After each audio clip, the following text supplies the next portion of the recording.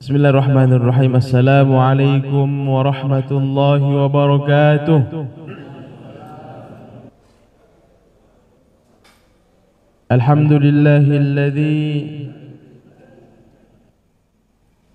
Alladzi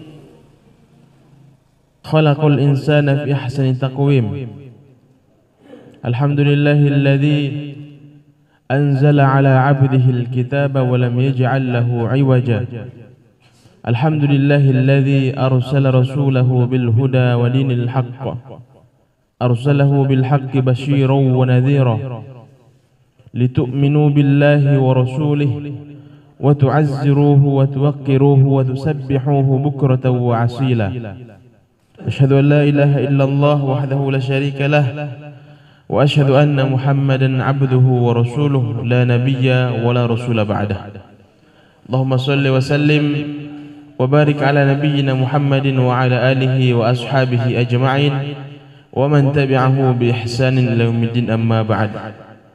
Hadirin Bapak Ibu jamaah ngopi ngaji yang insyaallah dirahmati dan dimuliakan Allah Subhanahu wa taala. Bersyukur kepada Allah dengan ucapan alhamdulillah, berselawat kepada Nabi dengan ucapan Allahumma shalli ala Muhammad wa ala ali Muhammad. Dan alhamdulillah, segala pujian hanya milik Allah Subhanahu wa taala yang telah menghidupkan kita setelah kita dimatikan, dan kepadanya kita semua akan dikembalikan. Hadirin jemaah ngopi ngaji yang dirahmati Allah Subhanahu wa taala. Kita bersyukur kepada Allah Subhanahu wa taala karena sampai saat ini, sampai di subuh hari ini Allah Subhanahu wa taala masih mencintai kita. Apa bukti Allah mencintai kita? Buktinya adalah kita masih dibangunkan dari mati kecil kita, lalu kemudian kita diberi kekuatan berupa hidayah, berupa keimanan. Dengan hidayah dan keimanan tersebut kita bisa melangkahkan kaki kita dari rumah kita menuju rumah Allah Subhanahu wa taala untuk yufaqihu fiddin, maka Allah akan fahamkan atasnya agama. Dasar kefahaman agama inilah yang menjadikan seseorang melaksanakan perintah Allah Subhanahu wa taala. Bukan sekedar mengetahui, tapi sampai kepada tingkatan faham terhadap agama yang kita anut saat ini. Karena memang orang yang faham dengan tahu itu berbeda.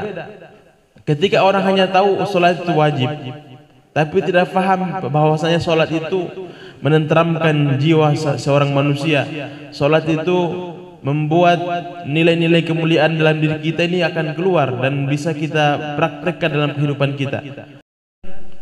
Nilai-nilai salat yang dia laksanakan, dia bawa ke dalam kehidupan sehari-hari. Karena memang salat itu mengandung banyak nilai-nilai kemuliaan. Contohnya dalam salat itu mengandung nilai kejujuran. Bapak Ibu kalau salat misalnya, tidak mungkin hari ini tidak ada yang lihat saya salat dua rakaat saja, salat zuhur nih. Tidak mungkin begitu. Dan lagi mana rukun, mana lagi perkara-perkara yang menjadikan salat itu berkualitas, sehingga salat dilakukan dengan asal-asalan saja. Dan ini disinggung oleh Allah Subhanahu wa taala, fawailul lil musallin, celakalah orang yang salat, yaitu orang yang salat dalam keadaan lalai. Mereka lalai waktunya, mereka sengaja undur-undur, sengaja dia tinggalkan perkara-perkara yang mendukung salat supaya menjadi sempurna. Kenapa kita mesti salat Bapak Ibu jamaah ngopi ngaji rahimakumullah? Karena memang manusia ini tidak bisa terlepas daripada hubungan kepada Allah Subhanahu wa taala dalam kehidupannya. Makanya kurang lebih 124.000 nabi dan 313 rasul yang Allah utus, itu semuanya tugasnya sama, yaitu menyadarkan manusia, menyadarkan umatnya bahwasanya silahkan kalian bekerja, silahkan kalian punya harta, silahkan kalian punya jabatan dan apapun yang kalian miliki, tapi jangan sampai perkara-perkara tersebut melalaikan kalian dari perintah Allah Subhanahu wa taala. Sehingga Bapak Ibu, tahun dan 13 tahun, kemudian di kota Madinah 10 tahun, ini ajakannya sama, agar supaya manusia dekat kepada Allah Subhanahu wa taala dalam keadaan apapun, sehingga jangan sampai manusia itu memahami Saya kalau di kantor tidak usah bawa-bawa Allah di situ. Saya kalau di pasar tidak usah bawa-bawa agama di situ, tidak usah. Saya kalau di perjalanan tidak usah bawa-bawa agama. Justru nabi-nabi terdahulu mengajarkan kepada seluruh manusia agar agama itu dimasukkan dalam semua aktivitas hidupnya. Karena memang manusia itu tidak boleh sebenarnya diam hidup dengan maunya sendiri. Ketika manusia memisahkan agama dengan aktivitas hidupnya, maka di saat itulah manusia melenceng dari dan bahkan kekuatan mereka diceritakan satu orang bisa mencabut satu pohon dengan tangannya yang luar biasa. Pohon ini bukan pohon kecil, pohon besar. Itu bagaimana besarnya itu orang. Tapi mereka bangga dengan kekuatan tersebut, Allah hancurkan mereka juga. Ada kaum Madian, mereka sibuk dengan perdagangan bahkan. Ya.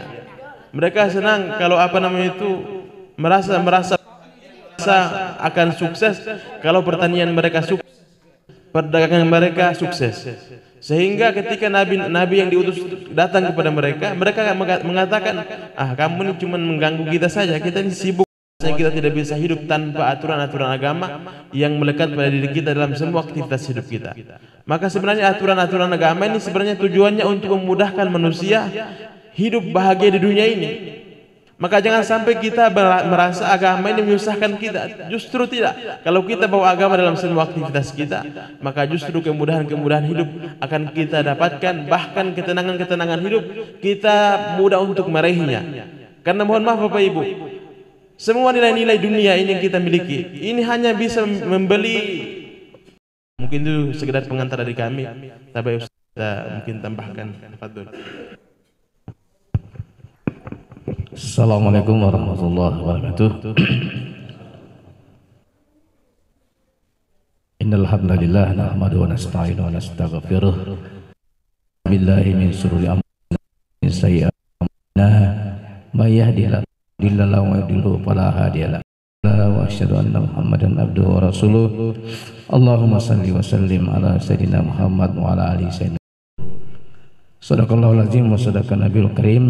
Jamaah subhana rahmati Allah subhanahu wa ta'ala. Alhamdulillah kita tadi telah mendengarkan beberapa penyampaian, beberapa tausiah agama, khususnya di dalam agama kita. Betul apa yang disampaikan oleh Ustaz tadi, bahwa tanpa agama kita mungkin tidak bisa mendapatkan sesuatu yang luar biasa. Karena tentunya Allah ciptakan dunia ini karena agama. Kemudian kenapa mesti ada agama, kenapa sholat, kenapa haji? Ya, itu perumpamannya laksana. Demikian juga hati tidak berfungsi di situ. Tetapi Allah kasih, karena itu akan difungsikan setelah di dunia. Bagaimana kiranya kalau tidak ada mata hari ini, tidak ada pendengaran?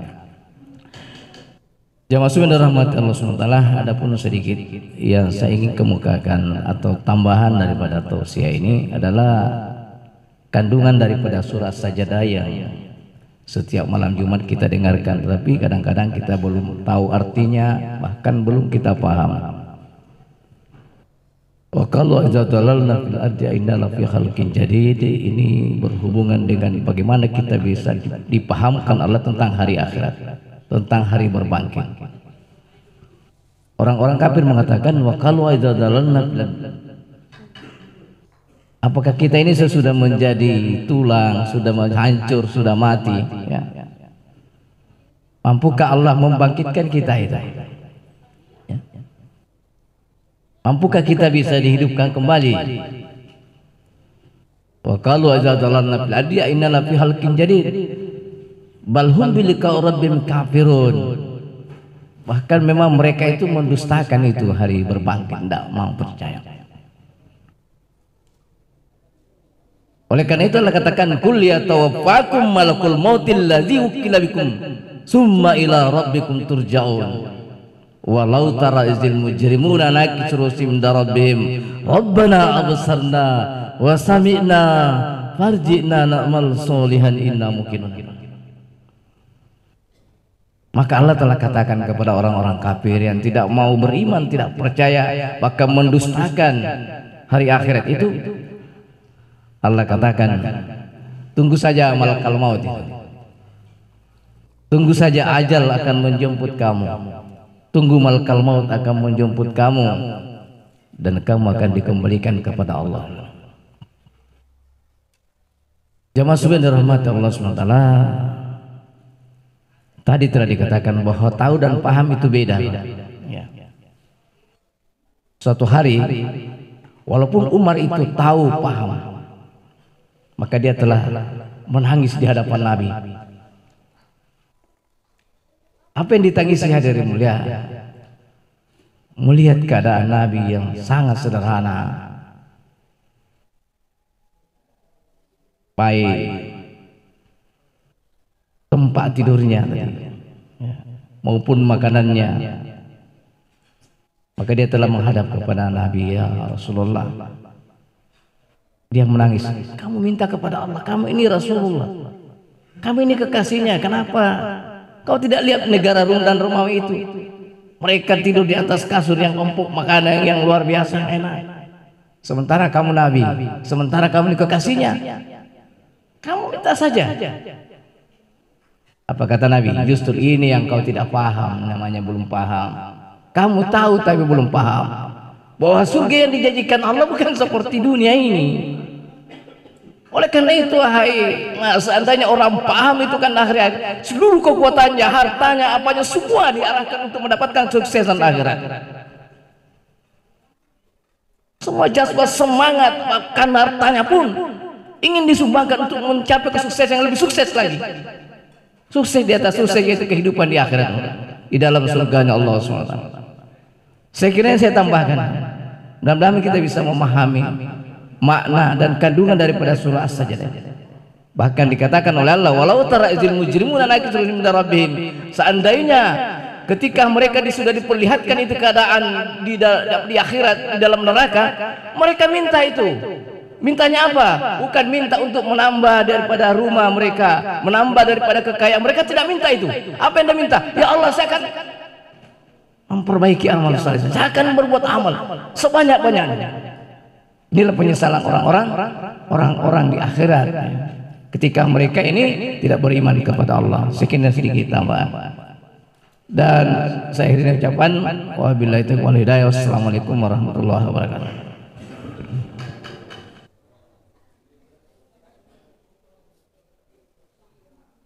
Sambil menunggu yang berat-berat, kita mungkin diskusi sedikit ya tentang masalah keyakinan kepada negeri akhirat ini yang sangat menarik, karena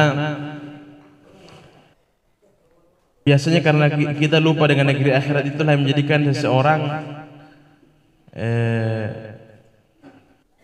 cenderung kekuatannya dihabiskan untuk kehidupan di dunia. Biasanya begitu, kekuatannya habis untuk memperbaiki benda-benda dunianya daripada amalan-amalan yang mendukung agar supaya negeri akhiratnya ini menjadi bagus. Dan itulah kekurangan keyakinan itulah yang menjadikan seseorang melakukan demikian. Maka di surah tadi, surah As-Sajdah yang Ustaz bacakan tadi, inna mukirun. Jadi orang-orang walau tara'il mujrimun, orang-orang mujrimun, orang yang berdosa ya. Di situ disebutkan orang yang berdosa melakukan banyak kesalahan, banyak khilafan, tapi tidak minta ampun kepada Allah, mati dalam keadaan membawa begitu banyak dosa. Bahkan dilabeli orang yang mujrim, orang yang banyak melakukan kesalahan, dosa. Mereka mengatakan, farji'na na'mal solihan inna muqinun. Kembalikan kami Allah untuk beramal soleh. Inna muqinun, sungguh kami telah yakin. Maksudnya mereka telah melihat, baru mereka mengatakan inna muqinun. Padahal keyakinan dalam Islam tidak demikian. Nanti lihat baru yakin, tidak begitu. Justru keyakinan orang yang beriman adalah alladzina yu'minuna bil ghaib. Jadi bukti kita yakin kepada Allah itu kita yakin kepada yang gaib. Kita yakin negeri akhirat itu walaupun saat ini gaib, kita percaya itu semua. Kita percaya, kita yakini. Maka keyakinan itu yang diminta dalam Islam adalah walaupun kita tidak melihat, tapi kita yakin melalui lisan Nabi kita, bahkan Nabi pun kita tidak lihat. kita hanya mendengarkan hadis dari para ulama, para ahli hadis. Lalu kemudian kita yakin kepada ucapan Nabi sallallahu alaihi wasallam. Makanya Nabi itu suatu ketika begitu. Nabi mengatakan rindu kepada saudara-saudaranya. Maka sahabatnya yang mengatakan, "Apa kami ini bukan saudara-saudara kamu?" Nabi katakan, "Bukan. Antum ashabi. Kamu itu, kalian itu sahabat saya. Saudara-saudara saya adalah orang yang hidup setelah kalian. Mereka tidak melihat aku tapi mereka mengimaniku." Maka insyaallah dengan keyakinan kepada Nabi sallallahu alaihi wasallam, kita mentaati aturan-aturan yang telah dibuatnya, mentaati tata cara hidupnya, maka insyaallah kita mendapatkan kesuksesan yang sesungguhnya. Karena memang Allah sudah kasih standar kesuksesan dalam hidup seperti apa. Sukses yang sebenarnya adalah faman zuhziha 'anil nar wa udkhilal jannata faqad faz. Jadi Allah sudah katakan demikian. Orang yang Allah hindarkan dari api neraka, diselamatkan dari api neraka, kemudian wa udkhilal jannah, dimasukkan ke dalam surga. Itulah yang kata Allah faqad faz, sungguh orang tersebut telah mendapatkan kemenangan, kesuksesan yang sebenarnya. Semoga kita semua mendapatkan yang demikian. Insyaallah ini sudah di depan kita, silahkan dinikmati. Jangan lupa membaca doa sebelum melakukan aktivitas apapun, termasuk makan. Dan kita gunakan tangan kanan kita, senantiasa kita ingatkan makan dan minum dengan tangan kanan. Insyaallah selain mengenyangkan, ini bernilai ibadah. Makanya kami sering sampaikan, berkah itu beda sekali. Karena mohon maaf, orang di luar Islam pun makan juga. Bahkan mohon maaf, selain manusia, makhluk-makhluk lain, binatang pun makan juga. Yang membedakan kita dengan mereka adalah adabnya tadi, tata caranya. Orang Islam diajarkan makan dengan tangan kanan, minum dengan tangan kanan. Senantiasa mereka melakukan itu semata-mata mengharap ridha Allah Subhanahu wa taala dan mencontoh yang mulia Nabi kita Muhammad SAW. Sehingga selain makanan yang kita makan mengenyangkan, tapi juga mendapatkan pahala di sisi Allah Subhanahu wa taala. Inilah yang dinamakan berkah. Bukan sekedar dia mengenyangkan di dunia, tapi menjadi pahala bekal di akhirat. Bahkan diajarkan doanya itu Rabbana bukan Rabbana, Allahumma barik lana fima razaqtana wa qina adzabannar. Di akhir itu dikatakan wa qina adzabannar. Apa hubungannya makan dengan azab api neraka? Ternyata memang kata Nabi SAW, makanan yang haram yang dimakan itu tidak ada yang bisa membersihkannya kecuali api neraka. Nauzubillah. Semoga Allah hindarkan kita dari hal-hal demikian. Kurang lebih demikian kami sampaikan. Kurang lebih mohon dimaafkan. Kita tutup kafaratul majlis. Subhanakallahumma bihamdika asyhadu an la ilaha illa anta astaghfiruka wa atubu ilaik. Assalamualaikum warahmatullahi wabarakatuh.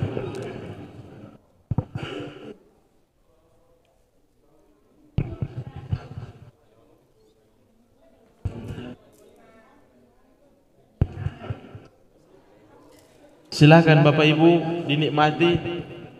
Terima kasih ibu-ibu, Jumat berkah.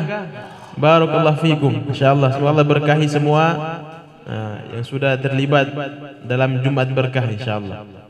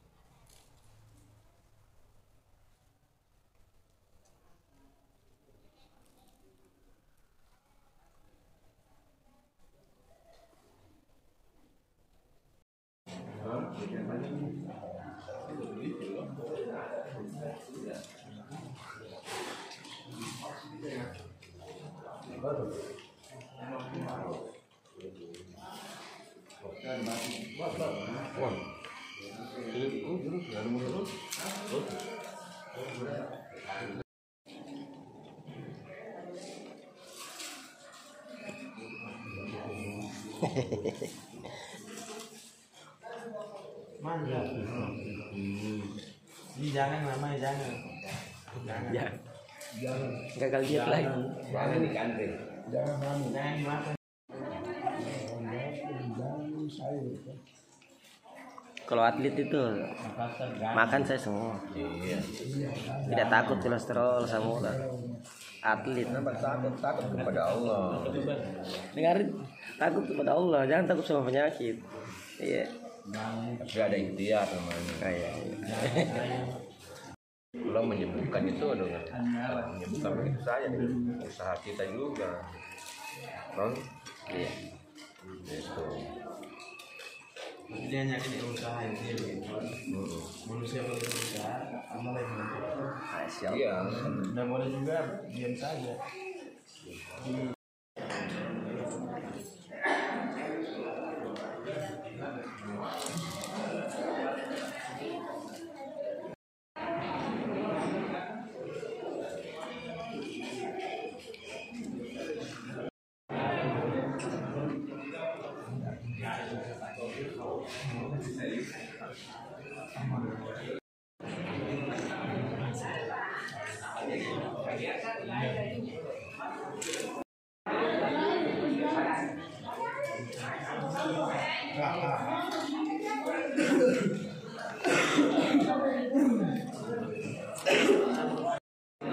Assalamualaikum warahmatullahi wabarakatuh. Mendapatkan lagi berkat turun. Alhamdulillah, kali syukuri dekat dimaafin. Minggu depan harus pakai mic juga. Tuh. Iya, harus ada nasihat dari Haji. Usul lagi. Ya, bisa Usul supaya ya. kalau bisa semua hari Jumat subuh. Ibu-ibu tepar. Bagaimana mau makan tidak dikasih?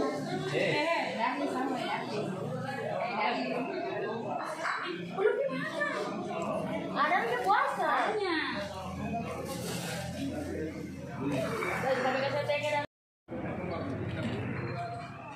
Oh, saya dua. Tetangga aku satu. Siwana. Yo, dia donat tuh. Ada yang saya di mana kau? Saya jalan foto. Enggak apa-apa ini kalau mau foto dan foto.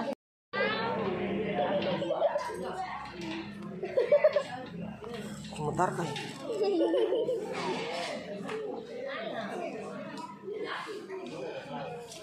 Oke, cuma habis aja. Aku balik.